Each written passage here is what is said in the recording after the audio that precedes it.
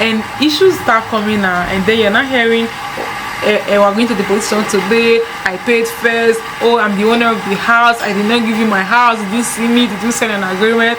So basically he lost that money. Because hi guys, welcome back to the channel, welcome to today's video. Today I do not know what happened, but somehow there's don't saw that's light off, which is why I was sitting outside my outside balcony today recording this. So in case you're hearing some background noise go up and down, and this insane swing basically swinging me around, ignore all of that. But this is what we'll have to work with today, because there's light off. I don't know when it will be coming back. I don't think it will be more than an hour or so. But I was already ready to film this. I'm like, okay, let's just go outside and do this outside just to get better lighting. So what I'm trying to say in essence is there's going to be a lot of noise on this video. Maybe way more than you're used to, but not too much, because I do not actually live close to a major road. Yeah, so I think it just be little noise of people working, a few vehicles passing like that one. It's just something like that. So yeah, ignore all of that. So hi guys, welcome back to the channel, welcome to today's video. Today we're going to be talking about some things you should do immediately you get to Ghana, in case you're planning on visiting Ghana or moving to Ghana. We're back with another of our moving to Ghana series, because these are some of my most requested videos on this channel basically, and somehow I'm always skipping in between. So I'm like, okay, well, I'm going to be doing the whole movie to Ghana series, helping newcomers coming into Ghana transition way smoother than they would have if there's no videos like this. And I'm going to be doing my regular vlogs and adding to it also. So yes, today we're talking about some things you should do in Ghana immediately you get into Ghana. These are literally the first things you should consider doing. Basically, it will make your transition a whole lot smoother, and it will make your stay enjoyable. This is even if you have just visiting for a while, or for if you are moving. Basically, this will help you or help your trip be a little bit more fun and stress-free as much as it can be. So yeah, that's what we're going to be talking about today. Before we get into that, if this is your first time on the channel, you just see my face for the first time, you've not subscribed yet, don't forget to hit the subscribe button, subscribe, and come on this journey with us. And also guys, if you are a returning subscriber, thank you for coming back. Do not forget to like this video. Liking this video really helps me out a lot. Thank you guys so much. You guys have been amazing so far. So thank you for coming back, thank you for clicking on the video, and also like, comment, and share, and turn the notification bell on too, so you're not missing any of our juicy upload that will be coming up, So let's get into today's video. Number one thing you should do when you just came in, like if you're just coming to Ghana, you just drop in, number one thing you should do is get a Ghanaian SIM card, because the roaming fees even within Africa like this is outrageous. Like I'm in Nigeria, I'm coming from Nigeria, I have an MTN SIM, because we have MTN in Nigeria, we have Glow in Nigeria, we have Airtel in Nigeria. We basically have the network they use in Ghana and Nigeria. So I do not know how roaming those network can be so expensive. Like to make like a minute phone call to someone even in town, like, oh I'm Iran, pick me up or whatever, it can be so expensive. So usually when you get to Ghana, there are a SIM card at the airport where you can get, but now it's a bit tricky to get SIM card, because now you can't get the SIM card without the Ghanaian card. That's the Ghana card. They have the Ghana card for the Ghanaian citizens, and then they have for foreigners. But to get that, you can't get that in a day basically, even for the foreigners. So to get SIM card these days has become a bit more tricky than it was before. Usually when you get to the airport, they are already registered SIM card for you to get. There is SIM card you can just sit and register with your passport coming in, and just have access. But one of the nice things about it is that at the Kokota International Airport, basically there's Wi-Fi for everybody. There's a bed. I think this bed wants to feature on this video. It's just impressional that the rails basically. So yeah, back to what I said, there is Wi-Fi in the net. That's if you get to the airport, there's Wi-Fi, free Wi-Fi for everyone there. So you'll be able to like connect and like, oh, call someone right now, like, oh, getting a SIM card. So if you know someone that's already resident in Ghana, or like is a citizen in Ghana, they can get you the SIM card. The Ghana card is like the NIN in Nigeria. Right now, where you can get like a SIM card registered in Nigeria without the NIN is kind of the same thing. So yeah, getting a SIM card will really be very helpful to you, because you need a SIM card to be able to have access to data immediately you're leaving the airport, and they call a card basically to be able to call your people without having to roam. But I think you can roam for a while till you're able to settle the whole SIM card thing. That's if you don't know anyone in Ghana to get a SIM card for you coming in. You can roam for a while, but it's really expensive. But most hotels and restaurants have free Wi-Fi basically, so I think you can use that, manage that for a bit until you are able to get a SIM card. Yeah, but until then, just be mindful of how you do your whole data consumption, because it is really expensive, like crazily expensive. I usually say, why is this thing as expensive as this? It's not supposed to be. That brings us to point number two. Number two is you should change your money as much as you can. In as much as a lot of cities these days are not cashless, there is a lot of societies are not cashless societies where you can go with your card everywhere and you're able to like make purchases with your card everywhere, literally do a lot of things with your card. If you have the MasterCard, you have any international card you can use, like Visa card, MasterCard and all of that. In Ghana, they do not use much of that. In Ghana, they actually have something called Momo, that's the mobile money wallet. They usually register with your mobile network. You have to like register with your mobile network, then you register for Momo, then you transfer your money in there. That's where you'll be able to make purchases along the road and everything like that. So because you do not have access to like being able to pay with your card everywhere, you can only pay with your ATM card at some of the big malls and bigger corporations basically. But like roadside, the rest of that, like in Nigeria, you can pay with your card basically everywhere. You can even take a taxi and you're paying with your card. That's because there's POS everywhere in Nigeria, where you can just like POS, you can just take literally. Nigeria is like a cashless society. I do not go out with cash in Nigeria, but here in Ghana I literally go out with cash, because it's not as cashless as it is probably the mobile money. So because I just come in here and you do not have access to the mobile money yet, you need cash to make your movement very smoothly. You need cash basically to be able to do anything in Ghana, and you cannot use your currency unless you have access to dollars. And even the dollar here, you won't be able to like buy things from the local shop with your dollar, because then they'll be like, oh, it just won't be possible like that. So the best thing you can do when you get to the airport, change your money to the Ghanaian currency as much as you can. If you're just visiting for like a couple of days or a couple of weeks, you basically do not even need to get a mobile money. Basically, you do not need to get a mobile money basically. So you just have to like change and have cash, and maybe you can use your card for paying for your hotel, or when you go to the big mall you can use your card and pay for that. But change enough cash so you will not be left stranded thinking, oh, I have my card so I'll be able to like move around or do whatever I want to do because I have my card. You will discover that you will not be able to use your card in most places. So change your currency to either the dollar, because dollar is acceptable in a lot of places.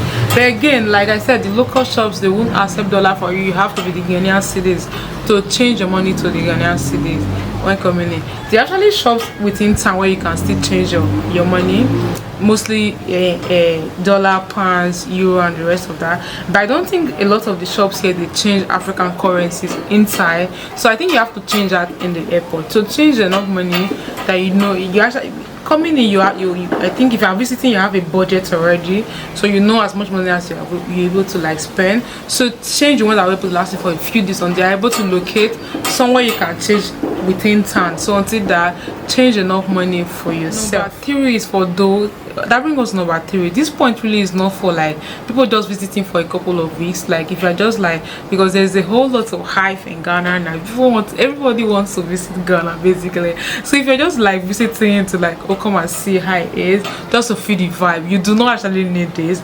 But in case you're moving to Ghana, like you want to be resident in Ghana, even if it's for a year or for a couple of months, what you need right now is the Ghana card. They have the Ghana card for foreigners, so as much as you can, try and get your whole permit and everything sorted out, so you're able to get access to this card. Because without the card, there are a lot of things you will not be able to do, like getting a SIM card, getting mobile money registered. And without mobile money here, you will have to be moving around with cash always to everywhere.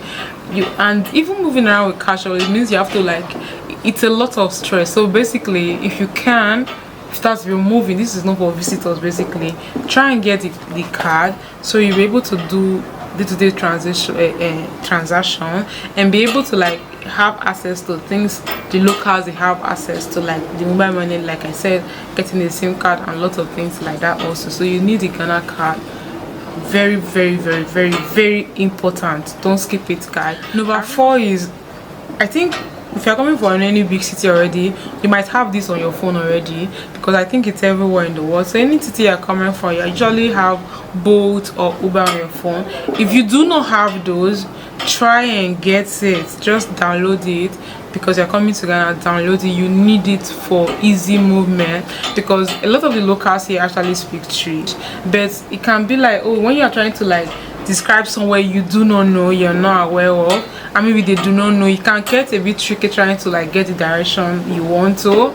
But these apps, you can just put it in. It means the driver coming to get you, usually they know where you're going to already, and they're taking you directly to where you're going to. It will make your movement very easy. You can also use the Google Map if you're using local taxi. So get the Google Map on your phone if you do not have already, and get the Uber also. And there are lots of streets that are not registered on the Google Map, so that can be a bit tricky. I do not know how you're going to, like, get that sorted out, but most streets and most big corporations are listed on the Google Map already, which means they are in Uber and both apps. So get both apps, the Bolt app, the Uber app, and then the Google Map, just in case you're unable to get both, or maybe you have access to, like, a regular local taxi. You'll be able to, like, move around without the whole trick of trying to, like, because sometimes it's a bit tricky. You don't expect taxi driver to know everywhere in Ghana. This will help you out a lot and help your movement a lot also. This brings us to number 5. Number 5, really, if you are planning on moving to Ghana and you've not, like, done your whole, you've done your research basically, and you've applied for everything, you've gotten everything, the next thing you should actually do before coming in is try to get an apartment. But I actually will advise you get in here and check this apartment out yourself. You do not want to, like, search for apartment online and pay for this apartment online, and then you call and it's not what it was displayed, or it's not what you wanted. Basically, it can be a tricky situation. Basically, it can be quite frustrating. So what you want to do is, maybe for the first couple of days you're in, get hotel and stay in a hotel room, and then or maybe get Airbnb, because hotels are quite expensive. So don't spend much time on hotel. If you are staying for a couple of months, you can get this whole short-let apartment. That short-let apartment you can get everywhere in Ghana. It's noisy. Oh, that's a neat. I think you see, I think there's light now. They brought the light by, but we've already started the video, so we're not going inside. We're going to, like, use it here. That whole pump machine you're hearing here, so it's noisy. Ignore that. I hope you can still hear me very well. So yeah, like I was saying, yeah, if you're coming in there, stay for a couple of days in the hotel. Don't go and be spending weeks in the hotel, because hotels here are really expensive. You want to, like, save your money. You do not want to, like, because Ghana can be quite expensive. And if you're coming in with your foreign currency, like maybe you're coming in with your dollar or your pounds, if you convert it, you might think, oh, it's not that much, I can do this, I can do that. But over time, when they accumulate, you actually realize that you've spent a whole lot of money. This is money that the cost money you could have, like, cut into, like, half of the whole whatever you're supposed to spend. So get an apartment as soon as you can. Get a short-let apartment for a while. Even if you want to stay long term, get a short-let apartment. But there are a lot of short-let apartments that are quite affordable for a while, and stay and then settle down and do the whole house hunting thing. Check the areas you want out. Actually go visit these houses, see people living there. Just know that there is no issue in the house before you actually pay your money. Because I have a friend I have a friend, a Cameroonian basically, that came in and then he paid for an apartment. He paid for an apartment, not knowing the apartment was a bit fraudulent. They rented the apartment to multiple people, so it was not bring a lot of issues. They went to the police station and all of that. Basically, he lost that money because somehow being a foreigner can be tricky everywhere. It's not just in Ghana. Just be very careful. So you want to like go to this apartment, don't pay to any agent. You see this whole thing where it's like you're paying money to agents, you've not seen the owner of the apartment yet. Do not do that, because most of those agents, they rent these houses out to multiple people and issues start coming out, and then you're not hearing we're going to the police station today, I paid first, oh I'm the owner of the house, I did not give you my house, did you see me, did you sign an agreement? So whoever house you're taking, basically see the main owner of the land, don't pay through any third party. Basically pay to the direct owner who is in charge, have the agreement signed, basically take your copy of the agreement. Just be very careful with your money basically. But what I'm trying to say in essence is that do not spend an extended amount of time in a hotel in Ghana, because like I said, it is crazy expensive unless you have the money and you just want to share basically. But if you are staying for months, I don't see why you want to be staying in a hotel. You won't get like the whole correct vibe. So shortlet apartment, and a lot of apartment, even if the ones that are not shortlet, I'm so sorry guys, even the ones that are not shortlet, basically they have AC fitted in already. So when you're moving in, you miss some of the, there are a lot of apartments that are already furnished that they rent at yearly. They might be a bit pricey, but it can actually save you a lot of time also. So if you're staying for a couple of months or weeks, that's an extended period of time, you get an apartment, do not stay in a hotel. But if you're moving in, basically stay in an Airbnb for a while, then rent a perfect apartment for you and settle everything. Move in, maybe you can start buying whatever you need for the apartment. It was really noisy back then. I really do hope you heard all what I said. These are those like 5 points we're going to be talking about today. If you want me to like give you more points that can help your transition in Ghana go a whole lot smoother than EU, it would have been, let me know in the comment section and I will make another part of this video. Part 2 will actually come out there, guys. But if you have any special requests, let me know and I will have that sent to as soon as possible. So yes guys, if you're here, you're still watching, you've not subscribed yet, don't forget to subscribe before you leave. Hit the subscribe button, like and share, and I'll be seeing you in the next one. Bye.